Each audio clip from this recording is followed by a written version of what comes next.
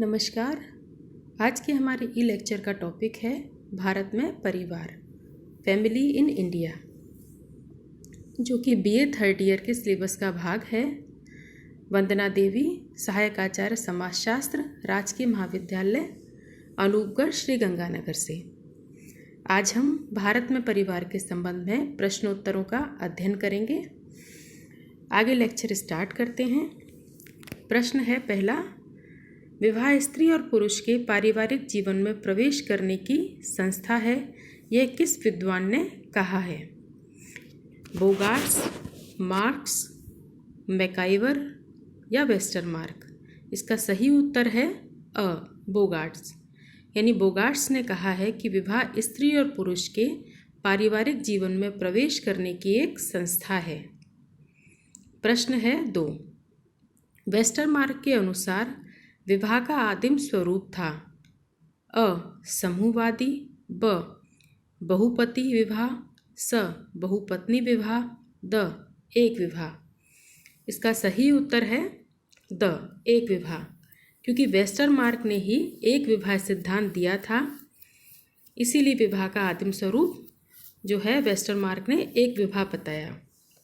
प्रश्न है 3, प्रवर का अर्थ है? अ, गोत्र, ब, जाति, स, वर, द, समान पूर्वज और समान ऋषियों वाले। तो इसका सही उत्तर है द, समान पूर्वज और समान ऋषियों वाले, यानी समान पूर्वज और समान ऋषियों वाले प्रवर कहलाते हैं। प्रश्न है 4, कौन सा हिंदू विवाह का उद्देश्य नहीं है? अ, धर्म, ब, अर्थ, स, रति, द, प्रजा। इसका सही उत्तर है ब, अर्थ, क्योंकि हिंदू विवाह के उद्देश्य हैं धर्म, प्रजा और रति, इसीलिए ब जो है हिंदू विवाह का उद्देश्य नहीं है। प्रश्न है 5, जब एक उच्च समूह का लड़का अपने से निम्न समूह की लड़की से विवाह करता है तो वह विवाह कहलाता है? अ, अनुलोम विवाह, ब, प्रतिलोम विवाह, स, बहिर्विवाह, द, अंतःविवाह। इसका सही उत्तर है अनुलोम विवाह। अर्थात जब एक उच्च समूह का लड़का अपने से निम्न समूह की लड़की के साथ विवाह करता है तो उसे अनुलोम विवाह कहा जाता है, जो कि अत्यधिक प्रचलित है। नेक्स्ट है प्रश्न 6, सपिंडी का अर्थ है? अ, धर्म, ब, पिंड, स, राज्य, द, मृत व्यक्ति को पिंडदान करने वाले। तो इसका सही उत्तर है द, मृत व्यक्ति को पिंडदान करने वाले सपिंडी कहलाते हैं। प्रश्न है 7, हिंदुओं में विवाह के परंपरागत कितने स्वरूप माने गए हैं? अ, 1, ब, 3, स, 5, द, 8। इसका सही उत्तर है द, 8। हिंदुओं में विवाह के परंपरागत 8 स्वरूप या रूप माने गए हैं। प्रश्न है 8, परिवीक्षा विवाह कौन सी जनजाति में प्रचलित है? अ, मीना जनजाति में, ब, भील जनजाति में, स, दार्लुंग और कुकी जनजाति में, द, सहरिया जनजाति में। तो परिवीक्षा इसका सही उत्तर है स, दार्लुंग और कुकी जनजाति में।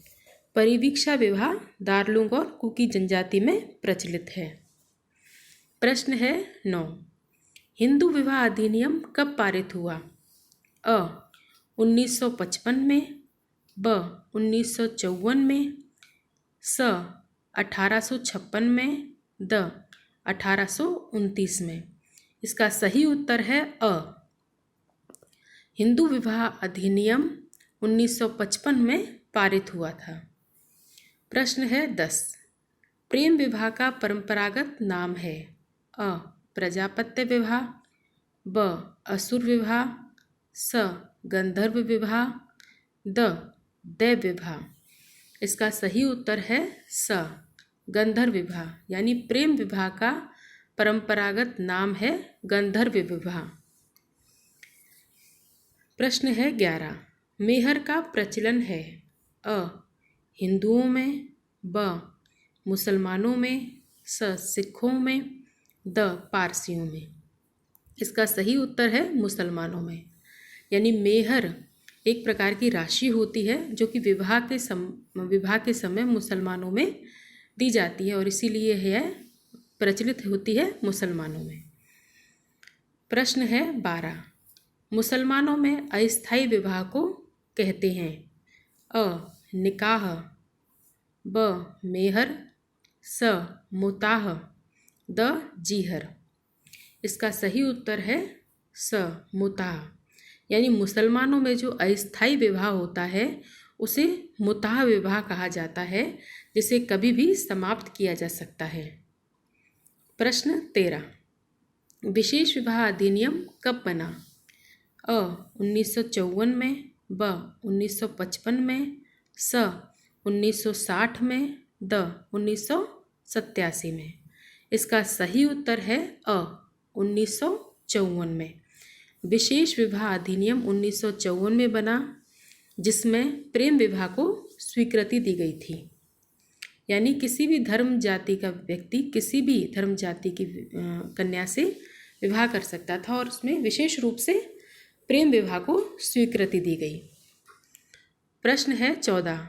हिंदू विवाह पुनर्विवाह अधिनियम कब बना अ 1829 में, ब 1856 में, स 1860 में, द 1876 में। इसका सही उत्तर है ब 1856 में। हिंदू विधवा पुनर्विवाह अधिनियम 1856 में पारित हुआ था या बना था। अब प्रश्न है 15वां। भारत में वर वधू के लिए विवाह की न्यूनतम आयु कितने वर्ष होनी चाहिए अ 21-18, ब 18-21, स 20-21, द 21-21। इसका सही उत्तर है अ। यानी भारत में वर वधू के लिए विवाह की न्यूनतम आयु लड़के के लिए अर्थात वर के लिए 21 वर्ष होनी चाहिए और वधू के लिए 18 वर्ष होने चाहिए। धन्यवाद।